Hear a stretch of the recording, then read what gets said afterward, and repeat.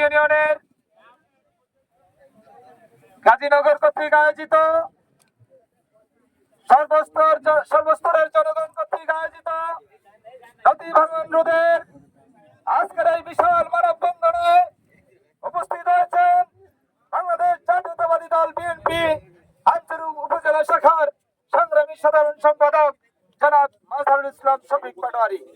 আমাদের মাঝে উপস্থিত হয়েছেন আঞ্চলিক উপজেলা বিএনপির যুগ্ম সাধারণ সম্পাদক জনাব সালাউদ্দিন হাওলাদার। আমাদের মাঝে উপস্থিত হয়েছেন উপজেলা যুব দলের আহ্বায়ক জাহির মাঝি। আমাদের মাঝে উপস্থিত হয়েছেন উপজেলা বিএনপির সহ সাংগঠনিক সম্পাদক আক্তার হোসেন হাওলাদার।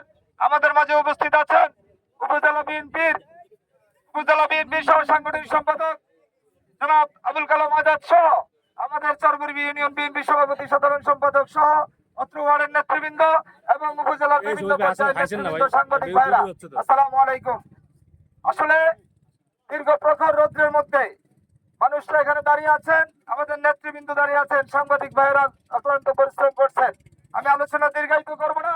আপনারা ইতিমধ্যে বিভিন্ন বক্তার বক্তব্য শুনেছেন। ইতিপূর্বে সালাউদ্দিন ভাই বক্তব্য দিয়েছেন। আমাদের আছে সুলতান টিটু ভাই, আমাদের মাননীয় সংসদ বিএনপির সরকার গঠনের সময় 2001-এর পরে আমাদের সংসদীয় আসনের এই আসনে যে এমপি ছিলেন আছে সুলতান টিটু, উনি সুদূর সেই নেদারল্যান্ড থেকে বিশেষজ্ঞ এনে ইঞ্জিনিয়ার এনে আমাদের এখানে ক্রসবানের ব্যবস্থা করেছিলেন। আমরা তখন জানতে পেরেছিলাম এই ক্রসবানের উপকারিতা কি। তখন নেদারল্যান্ডের ইঞ্জিনিয়াররা আমাদেরকে ব্যাখ্যা করেছিল, পাশে আমাদেরকে বাংলায় বুঝিয়ে দিয়েছিল এই ক্রসবান হচ্ছে আমাদের নদীর ফুল ঘেঁষে আশেপাশে চর জাগবে, চর জাগলেই এই নদী ভাঙার এই প্রকল্প দেওয়া হয়, সেই প্রকল্প কাজে আসবে।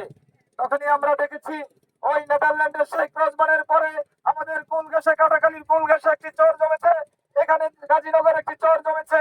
সেটা এই চরটা, যে চরটা আপনারা দেখতে পাচ্ছেন, এই চরটি সেই নীলকমল আমাদের তেলির মোড় পর্যন্ত প্রায় মাথা ছিল। ওই অবৈধ বালুকে করা রাতের অন্ধকারে বিভিন্নভাবে বলগেট এনে, অবৈধভাবে বলগেট এনে সরকারের অনুমতি ব্যতি রেখে, সরকারের দপ্তরের পানি উন্নয়ন বোর্ডের অনুমতি ছাড়াই তারা অবৈধভাবে বালু উত্তোলন করেছে। আজকের এই মানববন্ধন থেকে আমি আঞ্চলিক উপজেলা বিএনপির পক্ষ থেকে এর তীব্র নিন্দা প্রতিবাদ জানাচ্ছি এবং এই বালুকে সাথে যারা জড়িত, বালু অবৈধভাবে বালুকে যারা কেটেছে, তাদের সাথে সংশ্লিষ্ট যারা রয়েছেন, তাদের প্রত্যেককে আইনের আওতায় এনে দৃষ্টান্তমূলক শাস্তি দাবি করছি। এই বন্ধুরা আমার, আপনারা দেখেছেন ইতিমধ্যে আমাদের উপজেলা বিএনপি সাধারণ সম্পাদক এবং আমিনুল্লাহ ব্যাপারী সভাপতি সহ আমরা যারা নেতৃবৃন্দরা এখানে এসেছি, আমরা আমাদের মাননীয় এমপি শেখ ফরিদ আহমেদ মানিক ভাইকে বিষয়টি তাৎক্ষণিক অবহিত করলে উনি তাৎক্ষণিক চাঁদপুর থেকে রিজার্ভে থাকা আমাদের এই ব্লক 2 জাহাজ ব্লক পাঠিয়েছে। এখনো ব্লক পালানো চলমান রয়েছে। আপনারা সকল বক্তারাই দাবি করেছেন মাননীয় সংসদ সদস্য জনাব শেখ ফরিদ আহমেদ মানিক ভাইয়ের কাছে। মানিক ভাই অলরেডি কথা শোনার সাথে সাথে কাজ শুরু করেছে। আজকেও 2টি জাহাজ আসবে, আগামীকাল আমাদের শেখ ফরিদ আহমেদ মানিক ভাই আসবেন। আপনারা এখানে যারা উপস্থিত হয়েছেন সকলকে আগামীকাল উপস্থিত থাকার আহ্বান রেখে আমি সংক্ষিপ্ত বক্তব্য এখানে শেষ করব। আরেকটি কথা বলতে চাই, এখন যারা অ্যারেস্ট হয়ে যাবে, একটু আগে শুনলাম 7 জন নাকি মামলার আসামি। আমি বলতে চাই আজকের হাউজে সাংবাদিক ভাইদের দৃষ্টি আকর্ষণ করছি, এখানে 7 জন আসামি নয়, এখানে অনেক অনেক রাঘব বোয়াল মুখোশের আড়ালে রয়ে গেছে। আজকের এই মানববন্ধন থেকে আপনাদের দৃষ্টি আকর্ষণ করছি, আপনারা খতিয়ে গোয়েন্দা টিমের মতো আপনারা বিভিন্ন জায়গায় পর্যালোচনা করে আপনারা সঠিক তথ্য তুলে ধরবেন। এখানে অনেক রাঘব বোয়াল জড়িত আছে, তাদেরকে আইনের আওতায় আনতে হবে। সাধারণ পাবলিককে আইনের আওতায় এনে কোনো লাভ হবে না।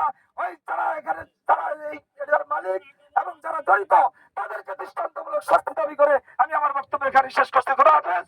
বাংলাদেশ জিন্দাবাদ। বাংলাদেশ জাতীয়তাবাদী দল বিএনপি আঞ্চলিক উপজেলা শাখা জিন্দাবাদ।